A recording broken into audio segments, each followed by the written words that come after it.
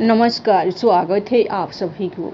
आज की विषय है कार्तिक मास गंगा स्नान की कहानी। यह कहानी बहुत सुंदर है, एक बार जरूर पढ़िए। एक नगर में एक ब्राह्मण और ब्राह्मणी रहते थे। वे रोजाना 7 कोस दूर गंगा स्नान करने जाते थे। इतनी दूर से वापस आने के बाद घर ब्राह्मणी बहुत थक जाती थी। तो ब्राह्मणी कहती थी, अगर हमारे एक बेटा होता तो कितना अच्छा रहता। बहू होती तो हमें घर वापस जाने पर खाना बना हुआ मिलता और बहू घर का काम भी कर देती।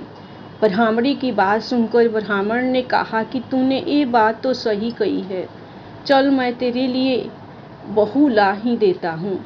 ब्राह्मण ने ब्राह्मणी से कहा कि एक पुटली में आटा डालकर कुछ मोहरे रख दे। ब्राह्मण के कहने पर ब्राह्मणी ने आटे की पुटली बांध कर दे दी। ब्राह्मण पुटली लेकर चला गया। कुछ दूर जाने पर उसे नदी के किनारे बहुत सी सुंदर लड़कियां दिखाई दी। वे लड़कियां रेत में घर बनाकर खेल रही थी।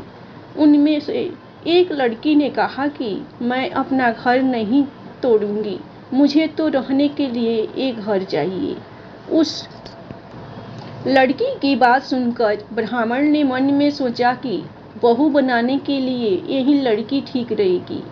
जब वह लड़की अपने घर जाने लगी तो ब्राह्मण भी उसके पीछे पीछे उसके घर चला गया। वहां जाकर ब्राह्मण ने कहा, बेटी अभी कार्तिक मास चल रहा है, इसलिए मैं किसी के घर खाना नहीं खाता।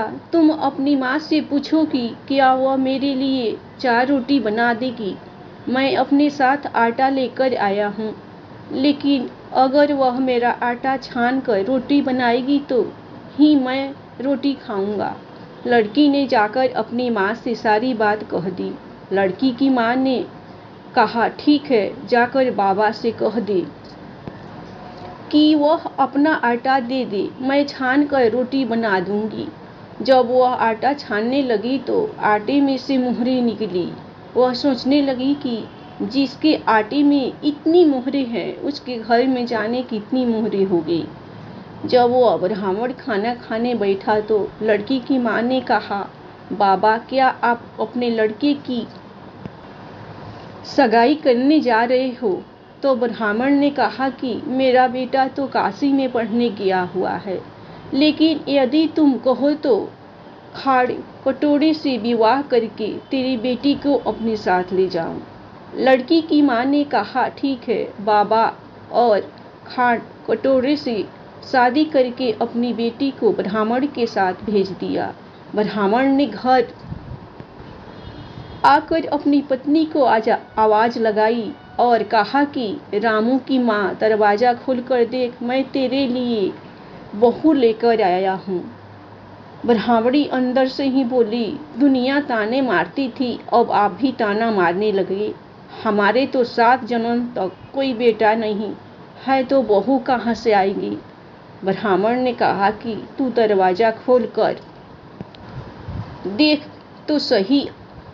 जब ब्राह्मणी ने दरवाजा खोला तो सामने बहू को खड़ी देखा तो उसकी खुशी का ठिकाना न रहा। उसने बहू का बहुत प्यार से स्वागत किया और अंदर ले आई।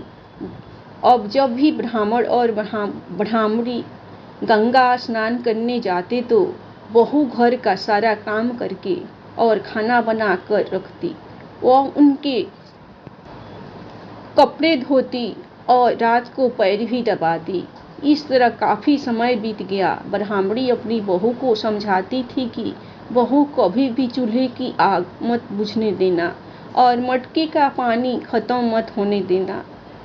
एक दिन चूल्हे की आग बुझ गई तो बहू भागकर अपनी पड़ोसन के पास गई और बोली कि बहन, मेरे चूल्हे की आग बुझ गई है और मेरे सास ससुर घर पर नहीं है, मुझे थोड़ी आग दे दो। वह दोनों थक कर आएंगे, मुझे उनके लिए खाना बनाना है। तो पड़ोसन ने कहा कि तू तो बावली है, इनके कोई बेटा नहीं है। बहू ने कहा, नहीं ऐसा मत बोलो, इनका बेटा तो बनारस में पढ़ने के लिए गया हुआ है। तो पड़ोसन ने कहा कि यह तुझे झूठ बोलकर लाए हैं। अब बहू पड़ोसन की बातों में आ गई और कहने लगी कि अब आप ही बताइए कि मैं क्या करूं। पड़ोसन ने कहा कि करना क्या है, जब तुम्हारे सास ससुर आए तो जली फूकी रोटियां बना कर देना और बिना नमक की दाल बना कर देना। खीर की कड़छी दाल में और दाल की कड़छी खीर में डाल देना। वह पड़ोसन की सारी सीख लेकर घर आ गई। जब उसके सास ससुर घर आए तो उसने ना तो उनका आदर सत्कार किया और ना ही उनके कपड़े धोए। जब उसने सास ससुर को खाना दिया तो सास बोली, बहू आज यह रोटियां जली फूकी क्यों है और दाल भी अलूनी है। तो बहू ने पलट कर जवाब दिया कि एक दिन ऐसा खाना खा लोगे तो कुछ बिगड़ नहीं जाएगा। तुम्हारा सास ससुर तो खरी खोटी सुनाकर वह फिर से पड़ोसन के पास गई और बोला कि अब आगे क्या करना है। पड़ोसन ने कहा कि अब तुम सातों कोठों की चाबी मांग लेना। फिर अगले दिन जब उसके सास ससुर स्नान करने के लिए जाने लगे तो बहू अड़ गई कि मुझे तो सातों कोठों की चाबी चाहिए।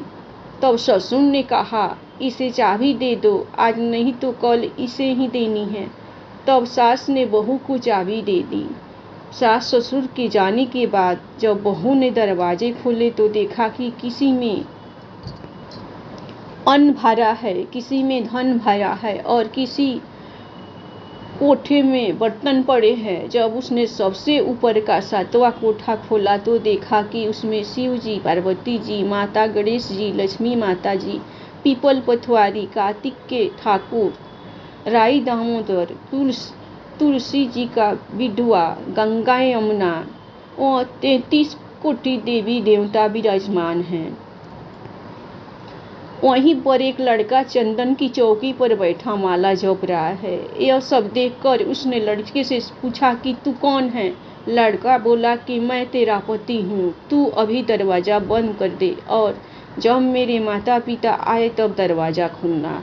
यह सब देखकर बहू बहुत खुश हुई और 16 श्रृंगार कर सुंदर वस्त्र पहनकर अपने सास ससुर का इंतजार करने लगी। उसने अपने सास ससुर के लिए खूब सारे पकवान बनाए। जब उसके सास ससुर घर पर आए तो उसने उनका आदर सत्कार किया और प्रेम पूर्वक खाना खिलाया और फिर अपनी सास के पैर दबाने लगी। पैर दबाते दबाते बहू ने कहा कि माँ, आप इतनी दूर गंगा यमुना स्नान करने के लिए जाती हो तो आप थक जाती हो, इसलिए आप घर पर ही स्नान क्यों नहीं करती हो। यह सुन सास कहने लगी कि बेटी, गंगा यमुना घर पर तो बहती नहीं है। तब उसने कहा, हाँ माँ जी, गंगा यमुना घर पर ही बहती है, चलो मैं आपको दिखाती हूँ। जब बहू ने सातवां कोठा खोल कर दिखाया तो उसमें शिव जी, पार्वती जी, गणेश जी, लक्ष्मी जी, पीपल पथवारी, कार्तिक के ठाकुर, राई दामोदर, तुलसी जी का बिडुआ, गंगा यमुना बह रही है और 33 कोटि देवी देवता विराजमान हैं। वहीं चौकी पर बैठा एक लड़का माला जप रहा है। माँ ने कहा कि बेटा तू कौन है। लड़का बोला, माँ मैं तेरा बेटा हूँ। तब ब्राह्मणी ने पूछा कि तू कहाँ से आया है। लड़के ने जवाब दिया कि मुझे कार्तिक देवता ने भेजा है। बुढ़िया ने कहा कि बेटा, यह दुनिया कैसे मानेगी कि तू मेरा बेटा है। बुढ़िया ने कुछ विद्वान पंडितों से मदद मांगी। पंडितों ने कहा कि इस बार पार बहू बेटा खड़ा हो जाए और उस बार बुढ़िया खड़ी हो जाए।